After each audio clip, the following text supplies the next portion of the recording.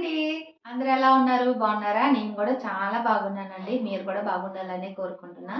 ఈరోజు వీడియో వచ్చేసి పిల్లల కోసం అని చెప్పి జిలేబీ అయితే చేస్తున్నాను.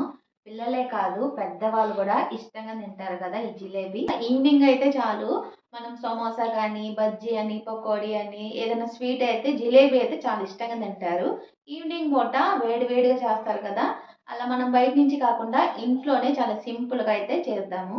ఇప్పుడు నేను గోధుమ పిండితో అయితే జిలేబీ అయితే చేస్తానండి. అది ఎలా చేయాలనేది ఇప్పుడు చూపిస్తా చూసేయండి. నేనైతే ఫస్ట్ ఈ కప్పు గోధుమ పిండి అయితే తీసుకుంటున్నాను. ఒక కప్పు గోధుమ పిండి. అలాగే బీప్ పిండి అయితే ఒక 2-3 స్పూన్స్ అయితే యాడ్ చేసుకుంటున్నాను దీంట్లో. అలాగే ఒక స్పూన్ పెరుగు యాడ్ చేసుకుందాం. 1 కానీ 2 కానీ మన ఇష్టం. పెరుగు ఎంత వేసినా పర్లేదు. కాకపోతే కొంచెం తక్కువగానే వేసుకోండి. సాల్ట్ కొంచెం, వంట సోడా మిక్స్ చేసుకోవాలి కొంచెం బాగా.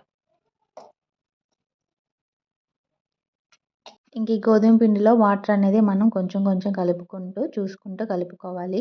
మరీ ఎక్కువైతే వద్దండి, నీళ్ళకి అయిపోయిద్ది. ఇంక అందుకని మనం ఈ పిండిని ఎలా కలపాలంటే దోస పిండి ఉండిద్ది కదా, సేమ్ అలాగే కొంచెం చిక్కగా కలుపుకోవాలి. మనం వాటర్ అయితే ఎక్కువ వేసుకున్నాం అనుకోండి, ఇంకొంచెం గోధుమ పిండి అయితే కలుపుకొని ఒక 10 నిమిషాల నుంచి పావు గంట సేపు నానబెట్టేయండి పక్కన.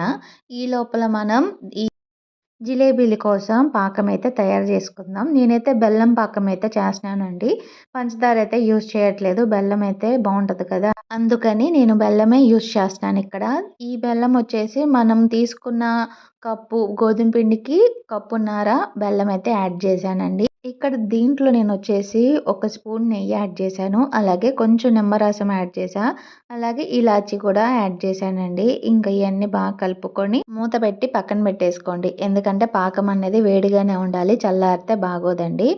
ఇంక ఇప్పుడు మనం జిలేబీలు అయితే చేసుకుందాం. ఫస్ట్ స్టవ్ వెలిగించి ఒక కళాయి పెట్టుకొని ఆయిల్ అయితే మనం కొంచెమే వేసుకోవాలి, మరీ ఎక్కువ వేయకూడదండి, కొంచెంలో సరిపోయిద్ది.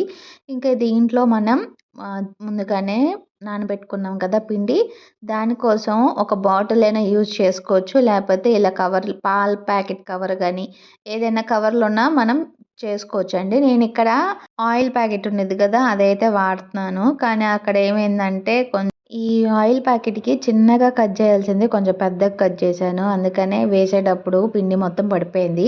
నేను ఇంకా గోధుమ పిండి కవర్ అయితే యూజ్ చేస్తున్నాను. చూసారు కదా, అది అంచున కొంచెం లైట్గా చిన్న కట్ చేసుకుంటే మనకి జిలేబీలు వేయడానికి బాగుంటుంది. అలాగే పెద్ద కట్ చేసుకుంటే అసలు దేనికి పనికి రాదండి. ఇంకా ఫస్ట్ 2 టైమ్స్ అయితే వేసాను కానీ బాగా రాలేదు. తర్వాత నుంచి అయితే బాగా వచ్చినాయండి జిలేబీలు.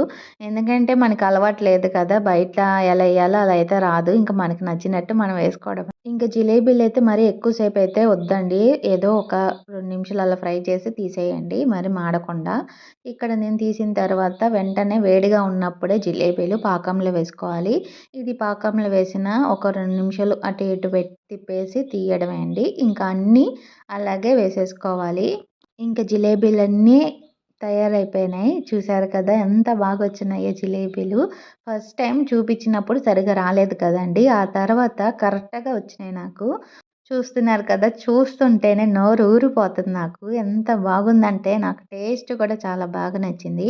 ఈ జిలేబీలు అసలు నాకు వస్తాయో రావో అనుకున్నా, అంటే తిప్పేటప్పుడు కరెక్ట్గా వస్తాయో రావో అనుకున్నా. మనం వేసేటప్పుడు ఆవిరి అయితే చేతికి తగులుతూ ఉంటుంది, జాగ్రత్తగా వేయాలి. టేస్ట్ అయితే చూద్దాం. అసలు బయట కొన్నట్టుగానే ఉందండి, సేమ్ అదే టేస్ట్, చాలా బాగుంది. కొంచెం పిండితో ఎన్ని వచ్చినాయి చూసారు కదా, అలాగే ఇంట్లో కూడా మీరు చాలా సింపుల్గా చేసుకోండి. చూపించాను కదండి, అలాగనే చేసుకోండి. నాకైతే చాలా బాగా నచ్చినాయి. ఈసారి ఇంకేదైనా స్పెషల్గా ఏం చేయాలో మీరే కామెంట్ అయితే చేయండి. నేను ట్రై చేస్తాను ఏం చేయాలనేది. అలాగే నెయ్యి కూడా మనం పాకంలో యాడ్ చేసాం కదా, ఆ నెయ్యి ఫ్లేవర్ కూడా తెలుస్తుంది. కొంచెం నెయ్యి అలాగే కొంచెం నిమ్మరసం పులుపు అనేది కొంచెం యాడ్ అయ్యి చాలా టేస్టీగా బాగుంది. మీరు కూడా ఖచ్చితంగా ట్రై చేయండి. ఇంకా మీకు ఈ వీడియో నచ్చితే కనుక ఖచ్చితంగా లైక్ చేసి, షేర్ చేసి, సబ్స్క్రైబ్ చేయండి. మీ ఫ్రెండ్స్కి కూడా ఫార్వర్డ్ చేయండి. బాయ్.